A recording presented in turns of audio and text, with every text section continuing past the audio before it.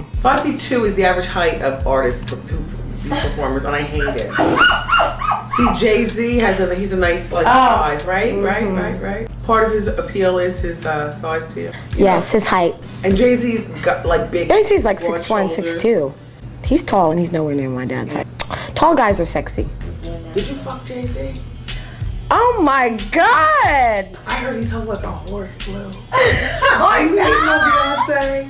Did she really have him locked down? I think so. I think they're in love. I have a big crush on him though. I'll tell you that much. Did you fuck him? Still have a crush on him now.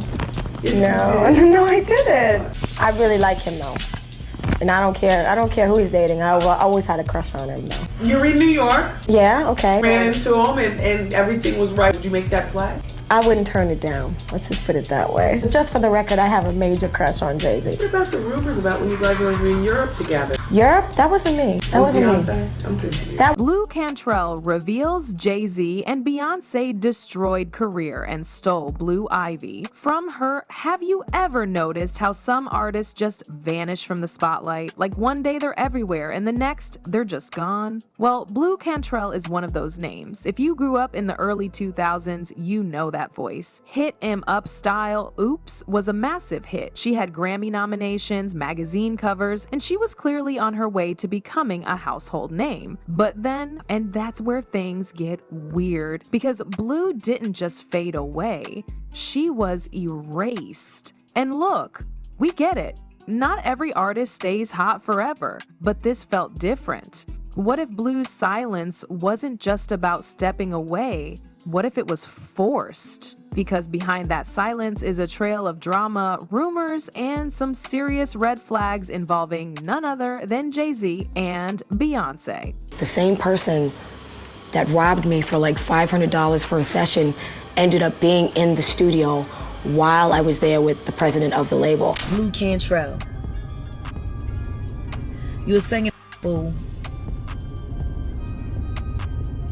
And you made a choice to work with someone, and you probably didn't realize how nefarious he was when you got involved with him. I didn't. Before the rumors, before the drama, Blu Cantrell was that girl. Real name, Tiffany Cobb. She wasn't just some overnight success either. She put in work behind the scenes as a background singer for artists like Diddy, building her name and respect in the industry way before the world even heard her solo. Then 2001 hit, and so did she. Her debut album, So Blue, came out swinging. The lead single, Hit 'Em Up Style, took over the charts. That song was everywhere, radio, BET, MTV, all day. It hit number 2 on the Billboard Hot 100. People connected to it instantly. It had that sassy, revenge energy, but it was catchy too. This wasn't just a one-hit wonder moment either. Blue had the look, the voice, and the industry behind her. She was doing press, magazine covers, and red carpets, so Blue went gold fast. Then came Grammy nominations, more singles, and even international buzz. The machine was moving. She was poised to become R&B royalty right alongside names like Ashanti and Aaliyah. But suddenly, the momentum stopped. One minute she was getting primetime promo, and the next, the push was gone. Her label, Arista, started falling silent. Radio play dropped. No clear explanation, no big scandal, just silence. And for someone climbing that fast, that hard, something fell off. But here's where things really start to get interesting. There were whispers, quiet at first, about Blue having some kind of relationship with Jay-Z. And not just a one-time run-in. People spotted them at private parties, music industry events, even rumored vacations. There were photos, blurry but telling.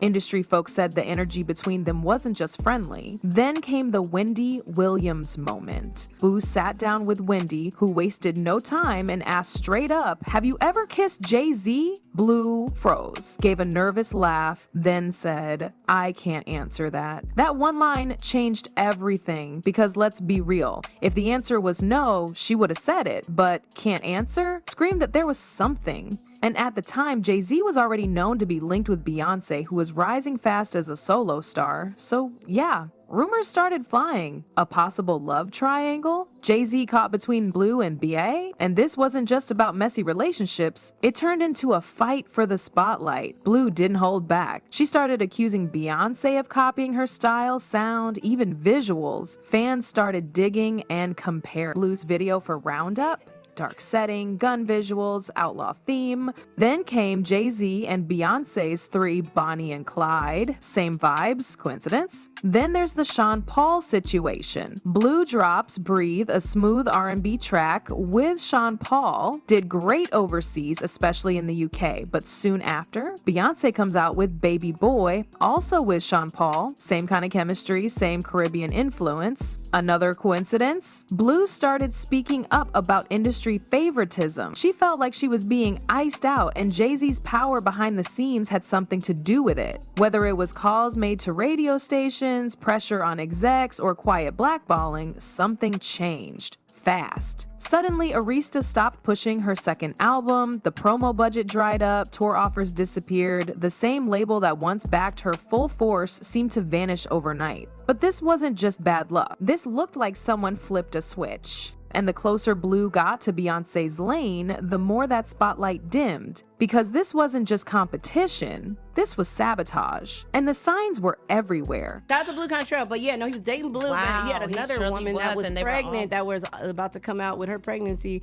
around the same time. Was she from the islands? Something like that. And that's where he met Rihanna. Robin Fenty is in Barbados. So I know he spends a lot of time out there.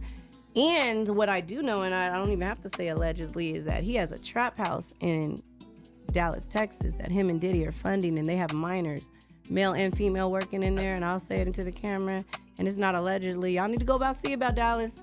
And they got Yellow Beezy running it. That's on me, baby. Oh, they got minor women and boys. Or I would say women, teenage girls and boys, and they're having sex with the girls. After all the noise and promise, Blu Cantrell didn't get a dramatic industry fallout, no huge public scandal, no tell-all beef. Her contract with Arista just ended quietly. No headlines, no real explanation. One day she was on the rise, and the next, she was gone. And what made it worse? Nobody in the business really talked about it. It was like Blu had been erased, deliberately. Years passed, and then in 2013, she made a move, a comeback attempt. She dropped a single called SOS, Tell Me Where You At, a smooth pop leading track meant to reintroduce her. But there was barely any promo, no big rollout, no radio traction, and no album followed. Just like that, the comeback fizzled. Then, in 2014 came the headline that really flipped the narrative. Blu was found in Santa Monica, barefoot, reportedly yelling that she was being poisoned and chased. She was hospitalized for a mental health evaluation, and suddenly, every media outlet labeled her as unstable. The same woman who once ruled radio and stood toe-to-toe with some of the biggest names in R&B was now a headline punchline. But let's really think about that moment. The industry and press were quick to point at mental illness, but what if it wasn't that simple? What if that moment wasn't a breakdown, but a scream for help, a last-ditch effort to be seen before being buried again? Because then came the whispers. Louder this time. Fans started connecting dots, and what they found was hard to ignore. A person commented saying, "I always wondered what happened to Blu. The industry is shady, and this just confirms so many suspicions I've had about Jay and Bey." Another one added, "The way Beyoncé named her baby Blue Ivy right after Blu vanished has never sat right with me." It's like they're telling us without telling us. Just a few years after Blu vanished from the spotlight, Beyoncé announced her pregnancy. And in 2012, the world met Blue Ivy Carter. Now, sure, plenty of people name their kids Blue or Ivy, but for fans who were paying attention, that name struck a nerve. Blu Cantrell had been erased, and now Beyoncé's daughter shared that exact name? Then the internet caught fire with that video, you know the one. Beyoncé is sitting down in an interview, and when she leans forward, her baby bump folds in an unnatural way. People claimed it was proof of a fake bump, that Beyoncé had used a surrogate. And this is where things get wild. Some theorists started to claim that Blu Cantrell, yes, Blu, was actually the real biological mother of Blue Ivy. They believed she was silenced, paid off, or erased to protect the story. Now enter Jaguar Wright, another artist with a complicated past in the industry. She publicly backed the theory, saying Blue's disappearance wasn't random, and neither was hers. According to Jaguar, both she and Blu were pushed out by the same powerful forces. She said Jay-Z and Beyoncé didn't just dominate the industry, they controlled the stories told about it, and anyone who didn't play along, gone. Suddenly, this wasn't just some wild fan theory, it was part of a disturbing pattern, because Blue's silence started to look less like a choice and more like a condition. People began to question, was Blu pressured to give something up? Maybe a pregnancy? A child?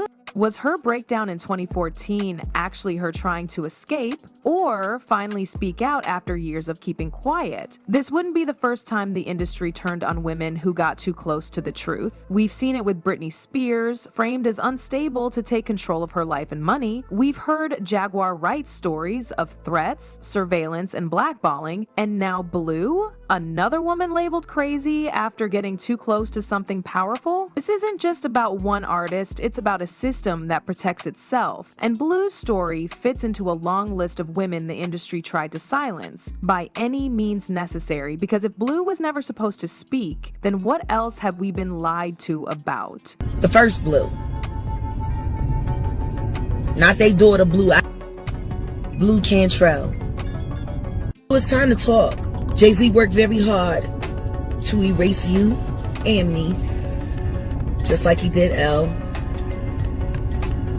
Just like he did his relationship with R. Kelly, just like he did his relationship with Aaliyah. Let's take a moment and ask the hard question. What if it's all true? What if it's all true? What if Blu Cantrell didn't just fade away? What if her disappearance, her silence, and even her mental health crisis were all part of something bigger? When you line up the timeline, it's hard to ignore how everything fits a little too well. Blu was rising fast in the early 2000s. She had hits, Grammy nominations, and industry momentum, but by the mid-2000s, she was off the radar completely, and just a few years later, Beyoncé announces a pregnancy. Then the name Blue Ivy enters the world, a name eerily close to Blu, the woman who'd just been erased. Coincidence?